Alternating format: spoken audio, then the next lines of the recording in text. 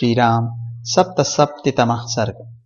राजा दशरथ का पुत्रों और वधुओं के साथ अयोध्या में प्रवेश, शत्रुघ्न सहित भरत का मामा के यहाँ जाना, श्री राम के बर्ताव से सबका संतोष तथा सीता और श्री राम का पारस्परिक प्रेम।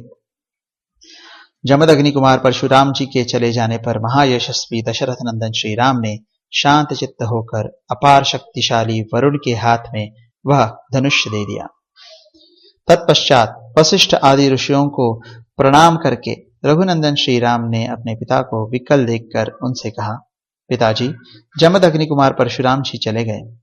अब आपके अधिनायकत्व में सुरक्षित यह चतुरंगिनी सेना अयोध्या की ओर प्रस्थान करे। श्री राम का यह वचन सुनकर राजा दशरथ ने अपने पुत्र रघुनाथ जी को दोनों भुजाओं से खींचकर छाती से लगा लिया और उनका मस्तक सूंघा। परशुराम जी चले गए, यह सुनकर राजा दशरथ को बड़ा हर्ष हुआ। वे आनंद मग्न हो गए। उस समय उन्होंने अपना और अपने पुत्र का पुनर्जन्म हुआ माना।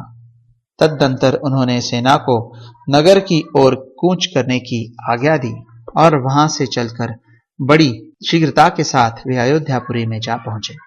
उस समय उस पुरी में सब ओर ध्वजा पताकाएं फहरा रही थी।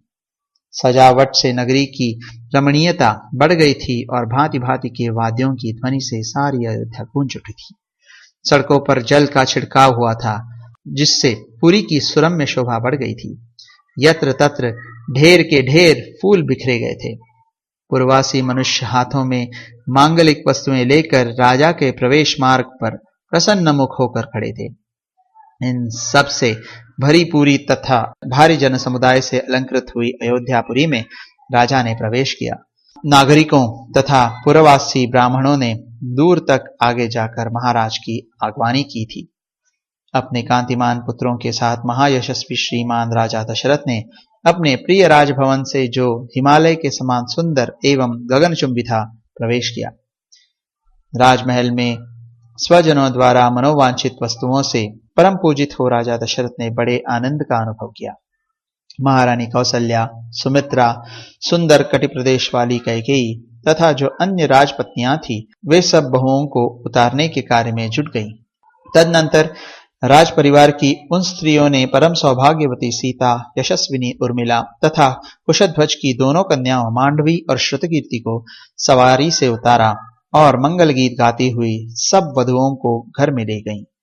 वे प्रवेशकालिक होम कर्म से सुशोभित तथा रेशमी साड़ियों से अलंकृत थी। उन सब ने देव मंदिरों में ले जाकर उन बहुओं से देवताओं का पूजन करवाया। तदनंतर नववधु रूप में आई हुई उन सभी राजकुमारियों ने वंदनीय सास ससुर आदि के चरणों में प्रणाम किया और अपने अपने पति के साथ एकांत में रहकर वे सब की सब बड़े आनंद से समय व्यतीत करने लगी। श्री राम आदि पुरुष श्रेष्ठ चारों भाई अस्त्र विद्या में निपुण और विवाहित होकर धन और मित्रों के साथ रहते हुए पिता की सेवा करने लगे। कुछ काल के बाद रघुकुल नंदन राजा दशरथ ने अपने पुत्र कैकेयी कुमार भरत से कहा, बेटा, ये तुम्हारे मामा कैकेय राजकुमार वीर युधाजित तुम्हें लेने के लिए आए हैं और कई दिनों से यहाँ ठहरे हुए हैं। दशरथ जी की यह बात सुनकर कैकेयी कुमार भरत ने उस समय शत्रुघ्न के साथ मामा के यहाँ जाने का विचार किया। वे नरश्रेष्ठ शूरवीर भरत अपने पिता राजा दशरथ, अनायास ही महान कर्म करने वाले श्री राम तथा सभी माताओं से पूछकर उनकी आज्ञा ले शत्रुघ्न सहित वहां से चल दिए। शत्रुघ्न सहित भरत को साथ लेकर वीर युधाजित ने बड़े हर्ष के साथ अपने नगर में प्रवेश किया, जिससे उनके पिता को बड़ा संतोष हुआ। भरत के चले जाने पर महाबली श्री राम और लक्ष्मण उन दिनों अपने देवोपम पिता की सेवा पूजा में संलग्न रहने लगे।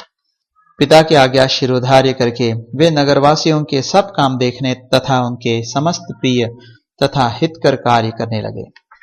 वे अपने को बड़े संयम में रखते थे और समय समय पर माताओं के लिए उनके आवश्यक कार्य पूर्ण करके गुरुजनों के भारी से भारी कार्यों को भी सिद्ध करने का ध्यान रखते थे। उनके इस बर्ताव से राजा दशरथ, वेदवेत्ता ब्राह्मण तथा वैश्य वर्ग बड़े प्रसन्न रहते थे। श्री राम के उत्तम शील और सद्व्यवहार से उस राज्य के भीतर निवास करने वाले सभी मनुष्य बहुत संतुष्ट रहते थे। राजा के उन चारों पुत्रों में सत्य पराक्रमी श्री राम ही लोक में अत्यंत यशस्वी तथा महान गुणवान हुए। ठीक उसी तरह जैसे समस्त भूतों में स्वयंभू ब्रह्मा ही अत्यंत यशस्वी और महागुणवान है। श्री रामचंद्र जी सदा सीता के हृदय मंदिर में विराजमान रहते थे तथा मनस्वी श्री राम का मन भी सीता में ही लगा रहता था।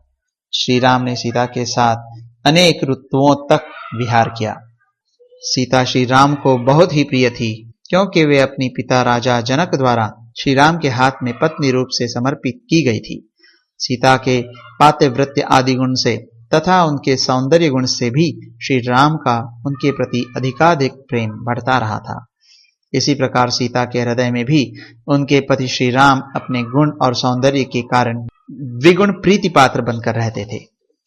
जनक नंदिनी मिथिलेश कुमारी सीता श्री राम के हार्दिक अभिप्राय को भी अपने हृदय से ही और अधिकार रूप से जान लेती थी तथा स्पष्ट रूप से बता भी देती थी। वे रूप में देवांगनाओं के समान थी और मूर्तिमती लक्ष्मी सी प्रतीत होती थी। श्रेष्ठ राजकुमारी सीता श्री राम की ही कामना रखती थी और श्री राम भी एकमात्र उन्हीं को चाहते थे। जैसे लक्ष्मी के साथ देवेश्वर भगवान विष्णु की शोभा होती है, उसी प्रकार उन सीता देवी के साथ राजर्षि दशरथ कुमार श्रीमान परम प्रसन्न रहकर बड़ी शोभा पाने लगे। इस प्रकार श्री वाल्मीकि निर्मित आर्ष रामायण आदि काव्य के बालकांड में 77वां सर्ग पूरा हुआ।